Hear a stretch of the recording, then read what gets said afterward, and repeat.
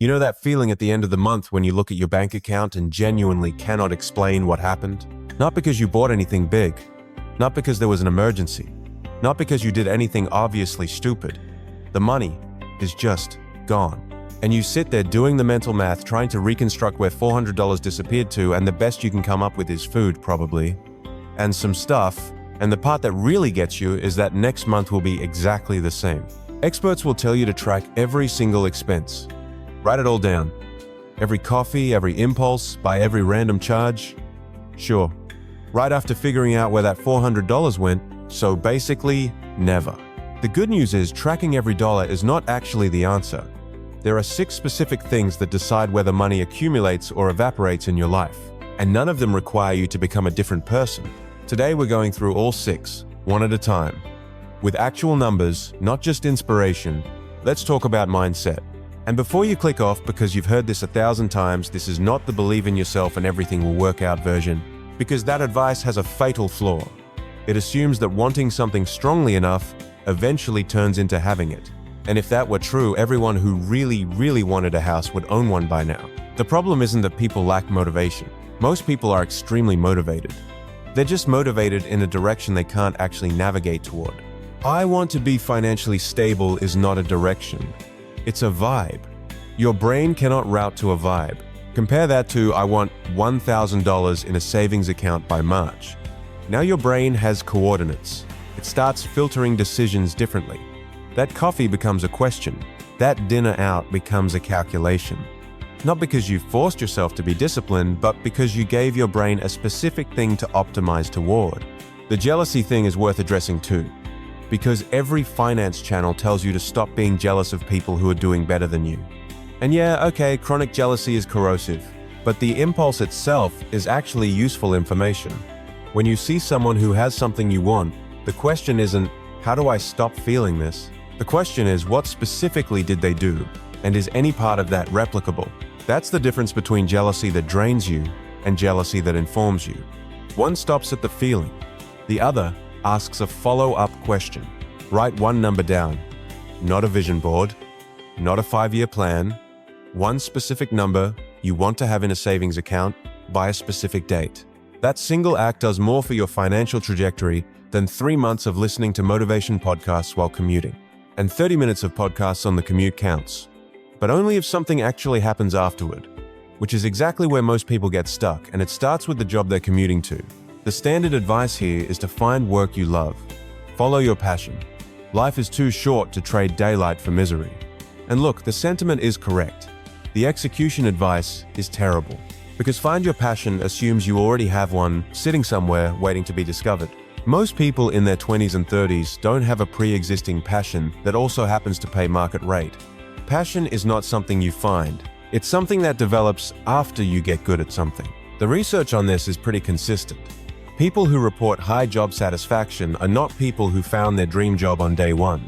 They're people who developed competence in a specific area over time. And competence turned into engagement, and engagement started to feel like passion. So the reframe is this. If your current job feels like wet cement around your ankles, the question is not what am I passionate about? The question is what skill could I develop in the next 12 months that has an actual market? Something someone would pay for. Something with a learning curve you can start on evenings and weekends. Marcus, 29 years old, hated his accounting job. Did not quit on principle. Used the job itself as forced practice for Excel because the work required it. 8 months in, realized he didn't actually hate Excel. He hated his manager. Those are very different problems with very different solutions. Life is too short to trade daylight for misery, sure. But life is also too short to quit without a plan and spend 6 months stressing about rent while figuring out your passion. Both of those things are true at the same time, and nobody puts that on a motivational poster. Okay, direction locked in job situation, not actively making you want to fake your own death. Now comes the part that sounds boring but has the highest return. Everyone knows they should be reading more. Finance books, skill tutorials, something useful. Most people feel vaguely guilty about not doing it. And then they open Instagram instead. This is not a willpower problem. It's a result problem. But there's something missing from that advice that makes the difference between the people who actually change something and the people who feel like they're improving while staying exactly the same. 30 minutes a day of reading adds up to 182 hours in a year. That is genuinely enough time to go from zero to functional in a skill someone will pay for.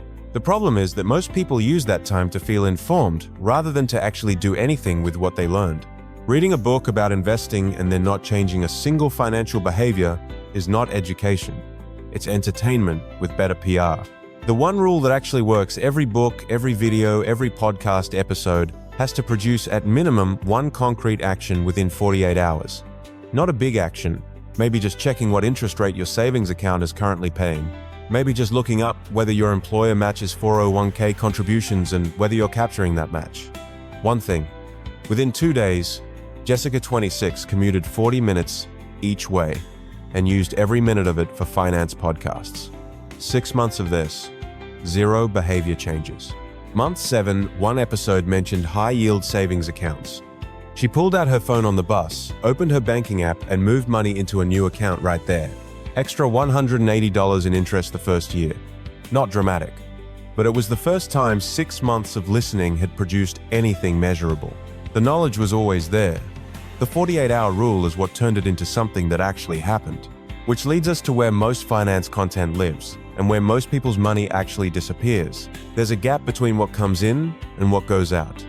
That gap is the only money you actually have to work with. Everything else is just cash passing through your account on the way to someone else's. Most people have a rough sense of this gap.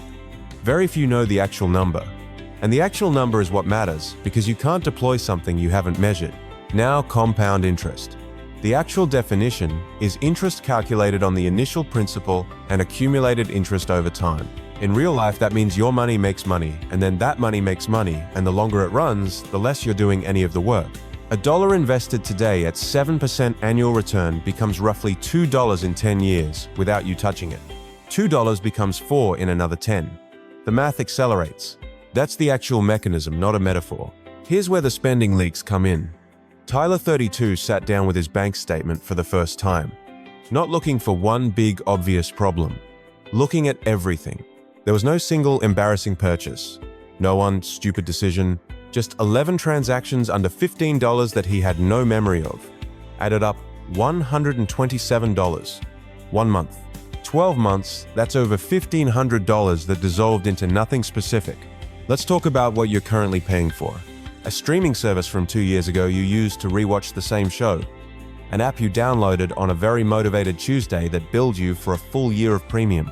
A gym membership you are genuinely going to start using from next month. Something called Premium Plus that nobody in your household can identify or explain.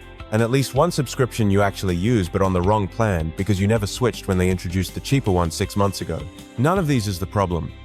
All of them together are several $100s a year, becoming nothing in particular.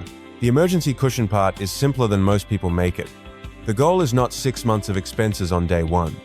The goal is enough to cover the most likely emergency you'll face. For most people, that number sits somewhere between $1,000 and $1,500. Car repair, vet bill, laptop replacement. Start there.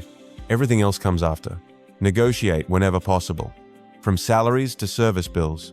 The worst they can say is no. This is correct, and the reason most people don't do it has nothing to do with fear of rejection. It's that nobody told them negotiation was an option. It is genuinely not obvious that you can call your internet provider and ask for a lower rate. It is not obvious that the first salary offer in a job negotiation is not the final number. These are things you find out either from someone who told you or from the internet. And if neither of those happened, you just pay whatever you're asked. Ashley, 33, saw a promotion her internet company was running for new customers. The price was $20 a month less than what she was currently paying as an existing customer. She called and said exactly one sentence: "I'm looking at switching to another provider." They offered her the lower rate immediately. She didn't switch. She didn't need to. $240 saved in a year from an 8-minute phone call. The multiple income piece doesn't require opening a business or finding your side hustle passion project. It requires identifying one specific skill you have that someone else would pay for and finding the first person willing to pay for it. Not building a brand, not launching a website. One person, one transaction. That's the proof of concept. The internet can turn any honest skill into income. Tutoring, design, writing, data entry, video editing, spreadsheet work.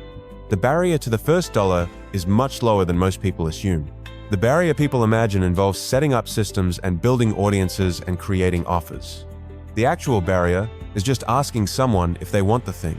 Nobody teaches negotiation as a default life skill. That's not an accident, it's just a gap. And gaps in knowledge are the most fixable kind of problem. Here is the only item on this entire list that you set up once and then don't have to think about again. Everything else requires ongoing effort. Mindset requires you to keep the direction in front of you. Reading requires you to show up daily. Spending leaks require you to review periodically. Negotiating requires you to remember it's an option. But automation runs, whether you think about it or not. The mechanism is straightforward.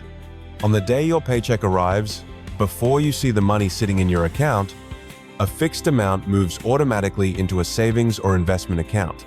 The number doesn't matter as much as the timing. It happens before your brain registers the money as available, which means it happens before your brain starts generating ideas about what to do with it.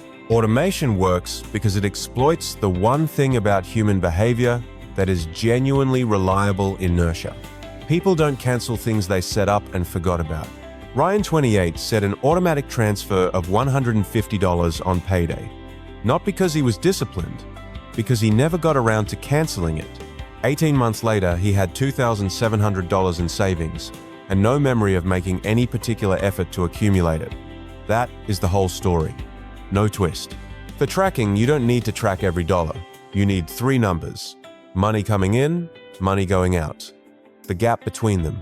Every financial decision you make is either widening that gap or shrinking it. Knowing those 3 numbers takes about 10 minutes a month and is the foundation everything else builds on. Measure those 3 numbers and you will immediately see where the conversation needs to happen with yourself. The numbers don't lie and they don't sugarcoat and they don't tell you it's fine when it isn't. 6 things. Direction instead of vibes. A job you can tolerate long enough to develop a skill. 30 minutes of learning that produces at least 1 action. A gap between income and spending that you actually know the size of. 1 negotiation you didn't know you were allowed to have. And 1 automation you set up and forget about. Next month, when you look at your bank account and the number is confusing again, and it might be this stuff takes time, you'll at least know the names of the things happening. You'll know which of the 6 levers you haven't pulled yet. That's different from just watching money disappear. The gap between knowing this and doing something about it is not intelligence. It's not motivation. It's not discipline. It's usually just the absence of a first step small enough to actually take. So here's the one. Open your bank statement from last month. Find 1 transaction you don't remember making. Just 1.